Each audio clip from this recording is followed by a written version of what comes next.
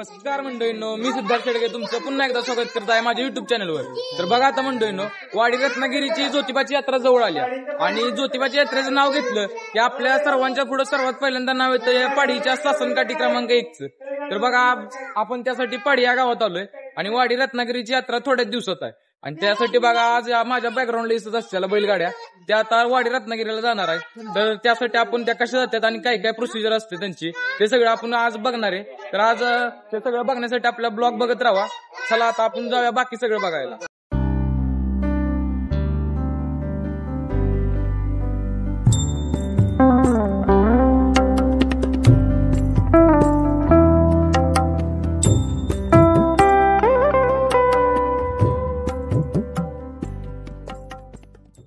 श्रद्धास्थान असलेला आणि दख्खनच्या पठारावरील तमाम जनतेचे गाराध दैवत असलेलं श्री ज्योतिबा याच्या चैत्री यात्रेमध्ये पाडळीच्या सासनकाठीला प्रथम क्रमांकाचा मान आहे. आणि ही सासनकाठी पाडळी ते वाडी रत्नागिरी या प्रवास करत असताना या सासनकाठीबरोबर मोठा लावाजामा असतो. आणि यामध्ये एक महत्त्वाचं म्हणजे पानपीठ व्रत असणारे भाविक हे सर्वजण या पायी चालत जात असतात अनवाणी पायाने. आणि हे चालत जात असताना ते पानपीठ ज्यांचं व्रत असतं ते पानपीठधारक भाविक आपल्या 3 दिवसाच्या प्रवासामध्ये फक्त भाजलेल्या ज्वारीचं पीठ आणि पाणी एवढंच अन्नप्राशन करतात. असा अत्यंत कडक असा उपवास असतो. आणि हे करत असताना 3 दिवसाचा प्रवास करत असताना सुमारे 145 ते 150 किलोमीटर इतकं अंतर हे अनवाणी पायाने हे सर्व भाविक चालत असतात. यामध्ये ज्योतिबाच्या नावानं चांगभलचा गजर करत सर्व भाविक आता या ठिकाणी पाडळी गावामधून वाडी रत्नागिरीकडे प्रस्थान करत आहेत. हे करत असताना पानपीठधारक भाविकांचा मार्ग असतो तो म्हणजे पाडळीतून निघाल्यानंतर नागठाणे, यानंतर मसूर नंतर कराड नंतर काशेगाव या ठिकाणी सर्व पानपीठधारक भाविक पोहोचतात. त्यानंतर काशेगावमधून आयतोडे बुद्रुक या गावामध्ये सासनकाठी आणि पानपीठधारक यांचं आगमन होतं. आणि त्यानंतर तिथून ज्योतिबा डोंगर या ठिकाणी सर्व पानपीठधारक हे प्रस्थान करत असतात. मोठ्या भक्तिभावाने हे पानपीठधारक जे भाविक असतात हे व्रत करणारे सर्व कडक उपवास करतात आणि मोठ्या भक्तिभावाने दख्खनचा राजा ज्योतिबाच्या चरणी लीन होण्यासाठी आपल्या कुलदैवताच्या दर्शनासाठी जात असतात.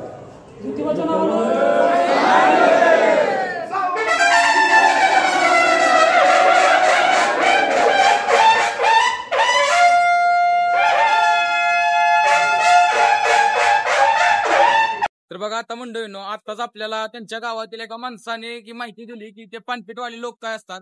तर ते पानपीठवाले लोक बघा आपल्या मागून चला आपण आता त्यांच्या बरोबर जाऊया.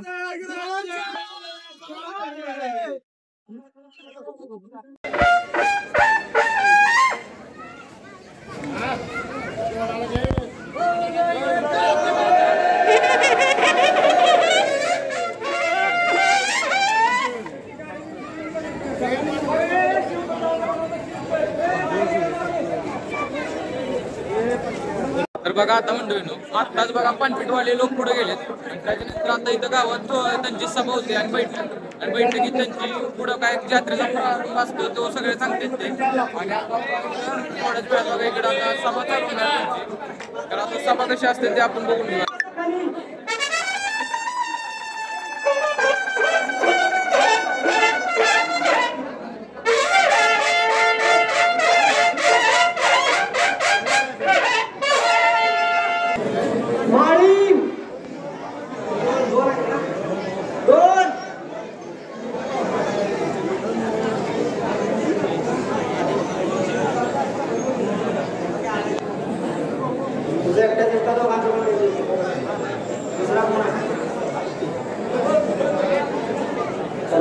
तर बघा आताच आपण बघितले की तिथं सभा कशी होते आणि सभेत बघा जे काय वेगवेगळे माणसं असतात त्यांना त्यांच्या ह्याच्यानुसार पैसे वगैरे त्यांना दिले सगळं कार्य करण्यासाठी.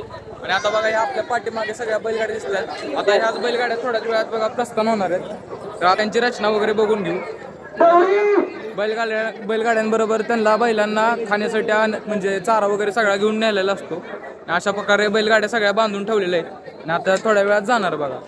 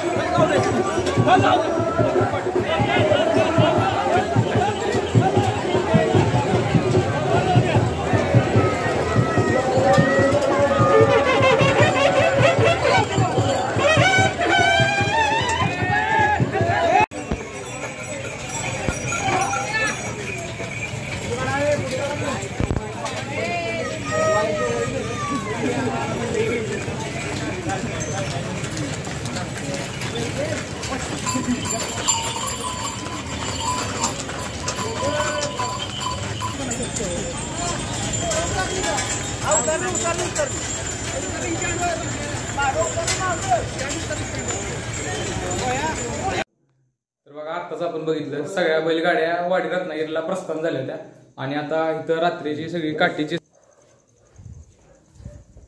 नमस्कार. नमस्ते.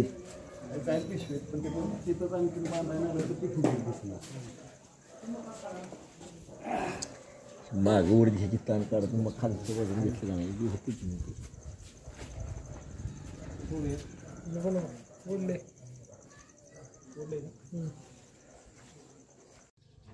तर बघा आता सकाळ झाल्या आणि सकाळ झाल्यानंतर बघा आता इथं काठी उभी राहणार गावात. तर आता चला आपण पहिलं गावच्या चुजबाच्या मंदिराकडे जाऊ. तिथं बघा आता काठी उभी राहणार आहे. बघा गावातल्या सगळ्या माणसांनी आता काठी जाणार ह्या रस्त्याची सजावट वगैरे रांगोळी वगैरे काढून मस्तपैकी केली आहे आणि पुढं आता सगळे बँड वगैरे सगळी येऊन तयारी झाली आहे. तर आता चला आपण पहिलं पुढं जाऊ मंदिरापाशी आणि काठी उभी राहतानाचा आपण क्षण अनुभवू चांगला सकाळ सकाळचा पहाटेचा.